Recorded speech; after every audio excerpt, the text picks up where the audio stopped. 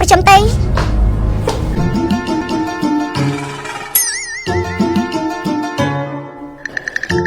ហើយបងស្រីមិនក៏បងនៅមិនតាន់មកទៀតបើបងមិនមកទៀតទេប្តីប្រកាសជាត្រូវគេយកបាត់ហើយបងស្រីអេហេតុអីក៏អូនមកបានយ៉ាងម៉េចអូនមិនអាចមកបានទេនេះគឺកូនស្រីរបស់គ្រួសារចានសិញនេះជាប្រពន្ធរបស់ខ្ញុំចាងថាងបងអាលីងនេះបងនិយាយអីហ្នឹងក្រែងនេះគឺជាបងស្រីរបស់ចាងប៉ៃមិនអញ្ចឹងទេសួស្ដីអ្នកនាងចាងខ្ញុំក៏ជាប្រពន្ធរបស់ feeling ដែរចាងថាងមិននឹងអាចទេបងអាលីងគាត់គ្មានសម្បត្តិតែសង្សារមិនបានជាស្រាប់តែមានប្រពន្ធអញ្ចឹងខ្ញុំគ្រាន់តែដើរលេងមួយខែសោះមិនបានជាទៅជាអញ្ចឹងទៅវិញបងមិនមែនចង់បដិសេធខ្ញុំហើយនេះមកសម្ដែងទេមែនទេនេះជាប្រពន្ធរបស់ខ្ញុំមែនចង់ឲ្យតាសិវិលរួចហើយបានហើយឈប់ខូចចិត្តទៅប្រពន្ធរបស់យើងមកហើយឆាប់ចេញទៅបងអាលីង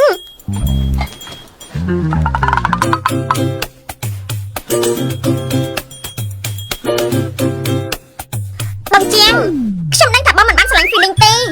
ខ្ញុំពិតជាស្រឡាញ់គេណាបងជាងឲ្យតែបងព្រមលេងជាមួយគេលក្ខខណ្ឌអ្វីក៏បងអាចលើកតាមចិនមិនបានជានឹងដឹងថាយើងមិនបានស្រឡាញ់ feeling នោះ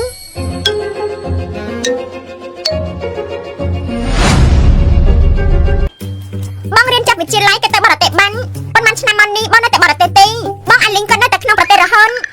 អ្នកទាំងពីរមិនបានទៅតាក់ទងគ្នាអ្នកទាំងពីរប្រកាសជារៀបការដើម្បីរកស៊ីហើយមិននឹងអាចទៅស្រឡាញ់គ្នានោះចាងសិញនេះនាងឈប់និយាយប្រេះផ្ដាស់ទៅនាងមិននឹងអាចមិនស្រឡាញ់យើងនឹងស្រឡាញ់យើងសឹងស្លាប់ទៅហើយបងអាលីងចាងថាមិនបានស្រឡាញ់បងទេបងក៏មិនបានស្រឡាញ់នាងដែរអ្នកទាំងពីរនៅជាមួយគ្នាវាមិនអាចមានសង្ឃឹមនោះទេខ្ញុំគឺមកជួយបងទេនាងគិតថានាងជាវរៈនារីមែនទេនៅចង់មកជួយយើងទេបងជាងឲ្យតែបងព្រមលេងជាមួយនឹងគាត់បងចង់បានអីខ្ញុំក៏ព្រមដែរឈប់គិតទៅចាំងថាងនាងមិននឹងអាចមកលេងជាមួយនឹងយើងបានណាអីក៏បានដែរមែនទេនេះយ៉ាងម៉េចនាងចង់លក់ប្តីចោលមែនទេ100កាននាងព្រមដែរទេអ្នកប្រុសហ្វាំងពិតជាបានថ្លៃមែនណោះយ៉ាងម៉េចគ្មានទេ100កានវាច្រើនពេកតែដឹងឬមួយក៏ feeling នៅក្នុងចិត្តនាងគឺគ្មានតម្លៃស្មើ100កានទេនៅក្នុងចិត្តខ្ញុំអាលីងជារបស់មានតម្លៃមិនអាចកាត់ថ្លៃបានគ្រាន់តែពេលនេះខ្ញុំគ្មានលុយច្រើនដល់ម្លឹងទេអញ្ចឹងនាង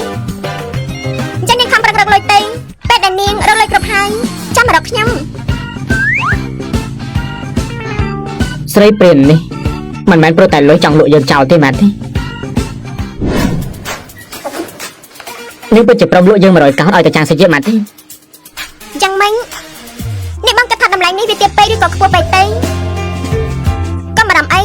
នេះគ្មានលុយគ្រប់ទេបើសិនជានាងអាចរកលុយមកបានគ្រប់នោះតើក្រែងបងមិនស្រឡាញ់អូនទេមិនអញ្ចឹងទេ